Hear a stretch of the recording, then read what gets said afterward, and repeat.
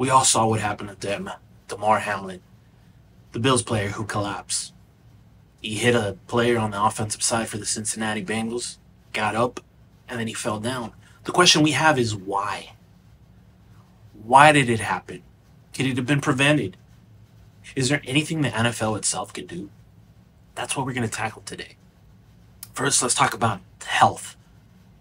For the past couple of years, NFL players have been protected more and more, both with gear protection that is helpful with concussions, as well as protective gear for the chest, elbow pads, whatever you call it, the upper body.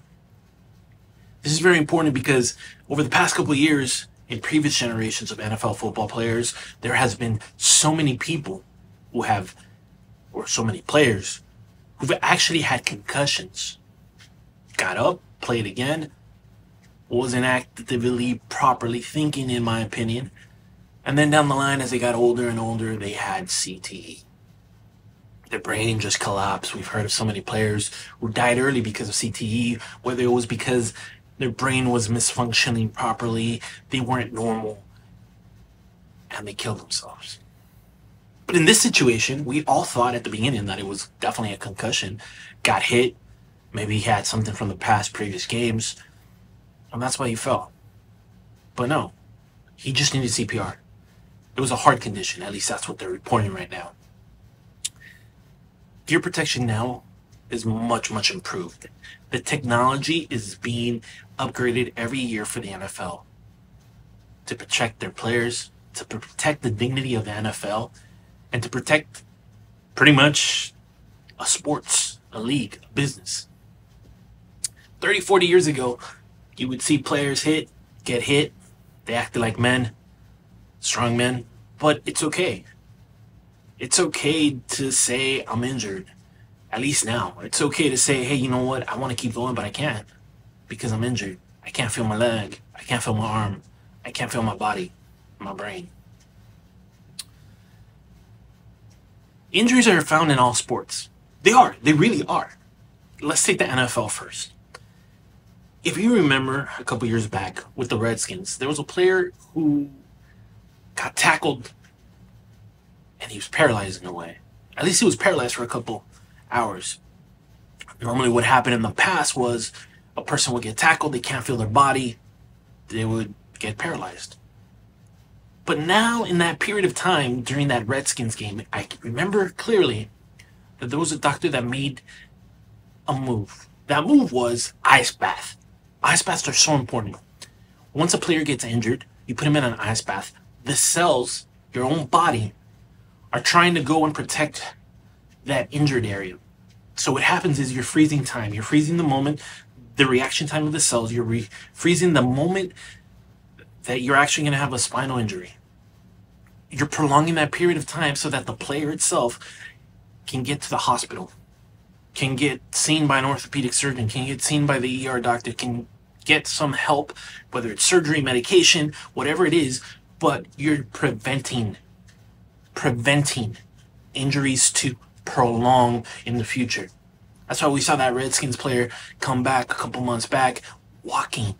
Most of the time we didn't ever saw that in the past. What we saw was players get injured, paralyzed, and come back to the field a couple years later in a wheelchair. Technology, an ice bath. But like I said, there's many injuries in all sports. In the NBA, how many players have we seen get injured where they go up, hit the rim, try to dunk it, come back down, they break their knees. You see the bone pop out. We saw that in college with Louisville player. We've seen this with Paul Pierce. We've seen this with the guy who played for the Warriors. He came back strong, which was great. And the MLB, how many of us have not seen a fastball pitch be thrown down the middle? A batter hits the ball and it goes straight into that pitcher's head.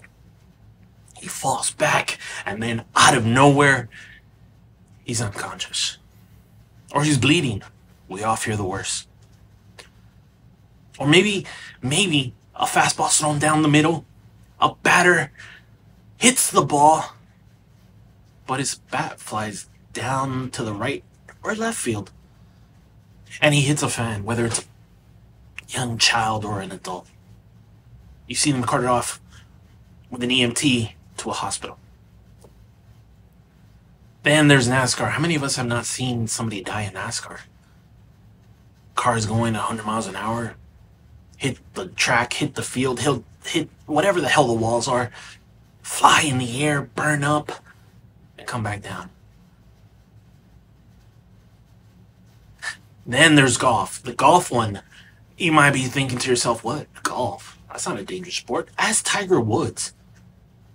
Don't have golf carts in your car, or else your wife is gonna get one, break your windows, break your knees, break your headlights. Yeah, it's golf, it's dangerous. Now, Damar Hamlin. One of the things that Damar Hamlin's injury caused was that fans all over the world just started supporting him, getting a fast reaction to have him recuperate faster. With that said, he has a foundation, the D. Hamlin Foundation, which he was looking to get somewhere between 20 to 50 grand for this year. But no, he got $3 million when people saw his injury.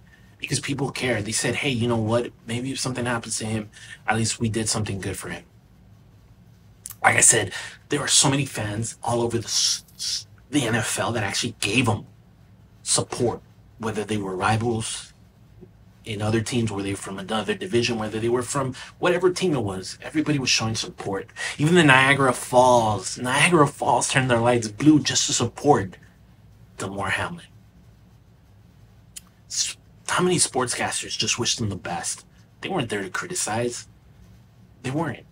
Speedy recovery is what we want for him, and that's what we pray. Remember, there's always going to be injuries.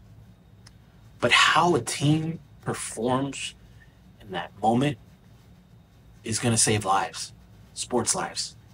Tell me what you think. Tell me your reaction to Damar Hamlin. Tell me what favorite sports player that you had or have got injured, and how devastating it was to you and to your team. Let me know in the comment area.